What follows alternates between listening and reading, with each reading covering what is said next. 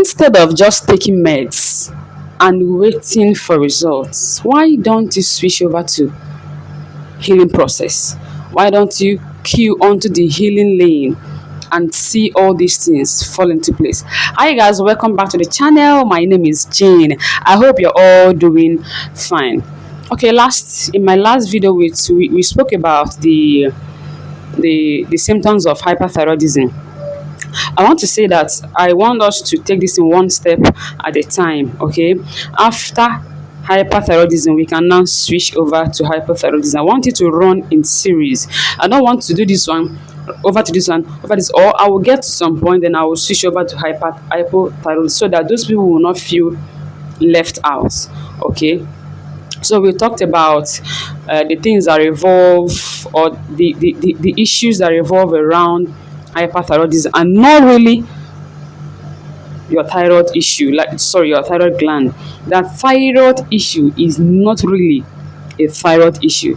I hope you understand it, and I hope you put this to your heart. That thyroid issue, thyroid disorder, is not really a thyroid issue. It is an immune system issue. Okay, we talked about inflammation, chronic inflammation, the foods we eat, the foods we need to avoid. I said you need to avoid fried foods, snacks, processed foods. You see processed food, you must stay away from processed food if you really want to heal your thyroid. If you really want to calm down the war going on inside your immune system that is causing inflammation. And when this inflammation happens, it's just like when war breaks out, they start shooting arrows. Guess where they are shooting the arrows? The bombs and the bullets on your thyroid. Okay? And what do you know what your thyroid does? For your thyroid to be safe, it runs into a mode. So when you're hyperthyroidism, when you're on the hyper side, it runs into an overdrive mode. And guess what? It starts producing excess thyroxine into your bloodstream. Start dropping excess thyroid hormones into your bloodstream. And that's why they will look at your test and say, you have hyperthyroidism. So when you stop those foods, you replace with the best food and right amount of food, your thyroid system will start healing. There are anti-inflammatory foods that we need to eat. One, I make teas for myself. Like I get cloves, I get garlic, I get ginger, I get cinnamon powder, and I mix, or you can even use your stick and mix them together. Pour hot water inside it, then soak for some time. Fermented foods or fermented drinks are so much nice for anyone with hyper or thyroid disorders. Okay, we'll get to that when we start talking about gut health. So the next one we're talking about now is gut health. I want to do a recap of what we said in our last video. So the next one is the gut health. Just like we said earlier, that is 70% of your immune system is in your gut health. You can imagine if 70% of your immune system is in your gut health, that means your gut health determines a lot of things going on in your system. Check very well, prove me wrong. Anyone that has thyroid disorder normally has ulcer issues. Check very well. You yourself check very well, because the gut has been inflamed. Some people have leaky guts. Okay, and all these things we see them as ulcer. And if you start working on your gut health, your immune system starts healing, and your thyroid gland starts healing. You get, all these things are interwoven. So I think the best way to tackle this thing is to move on the healing path. Once you move yourself onto the healing path, then you see everything falling in place. Both your health, both other things. I can boldly say here that gut disorder or ulcer is a sign or a symptom or a proof of underlying issues. It might not be thyroid, but it is a proof that there are things that you need to look at in your health system, in your immune system. Okay, the next one is your sugar imbalances.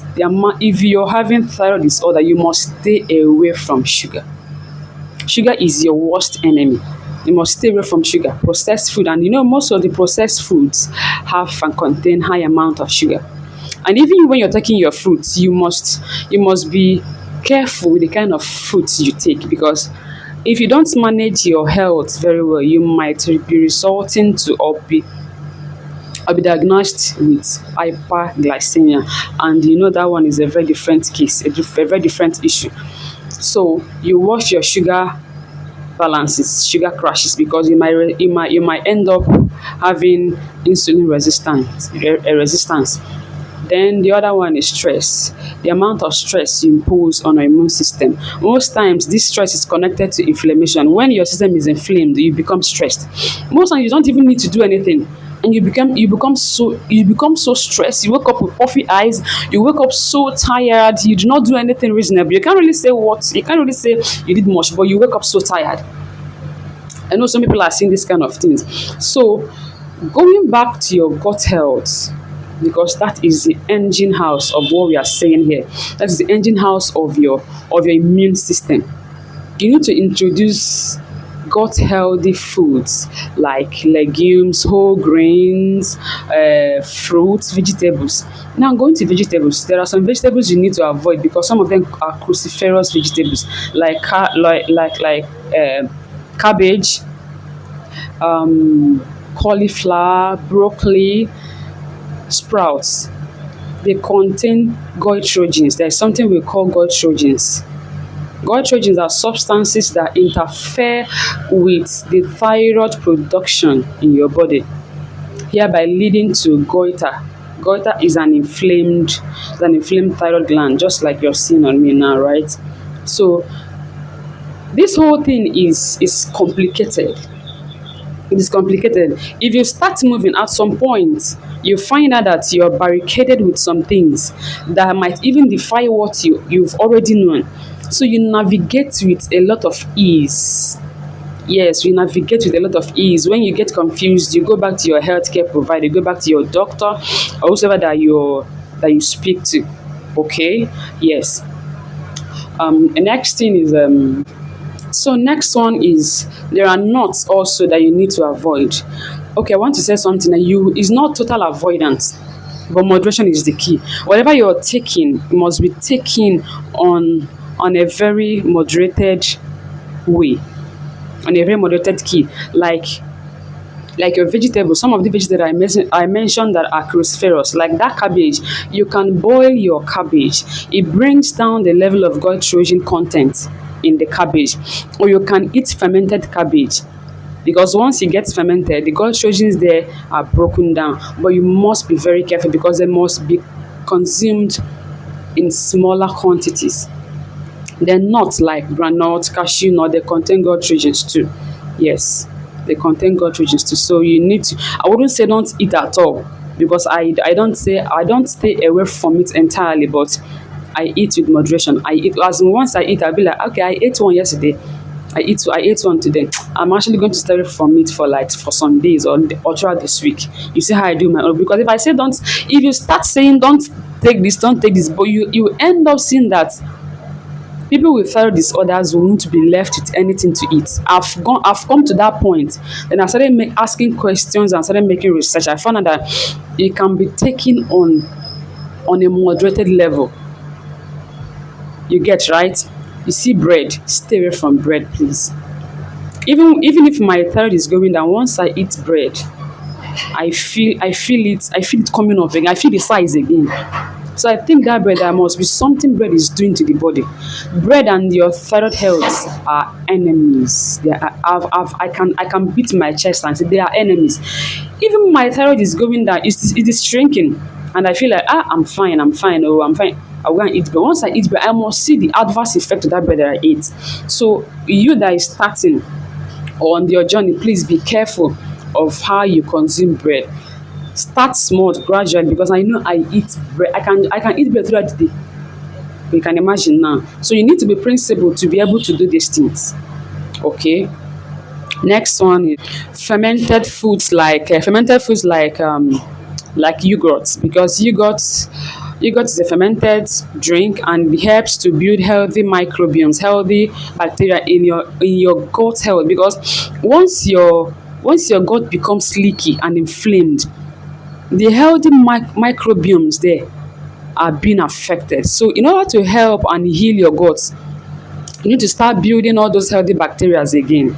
Okay, so with yogurt you can build, and yogurt contains probiotics. Some of these fermented foods contain probiotics, and they are very very good for your body and for your gut health. Okay, so yogurt is needed. Greek yogurt, unsweetened, unsweetened, yes, unsweetened. um Whole grains like your some of the, what is it called again? Whole grains like Quaker oats. Yes, they are nice. You can do your Quaker oats with your fruits, your berries, your yogurts. You know the way they do all these ones they sell in the market. Sorry, they sell at eateries. So I believe you are making progress on this channel.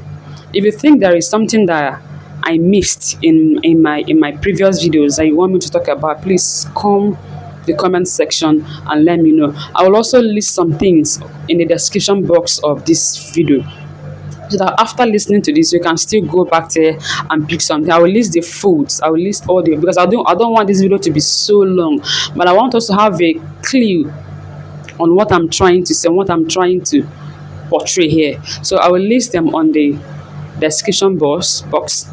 You can read it up and you keep improving.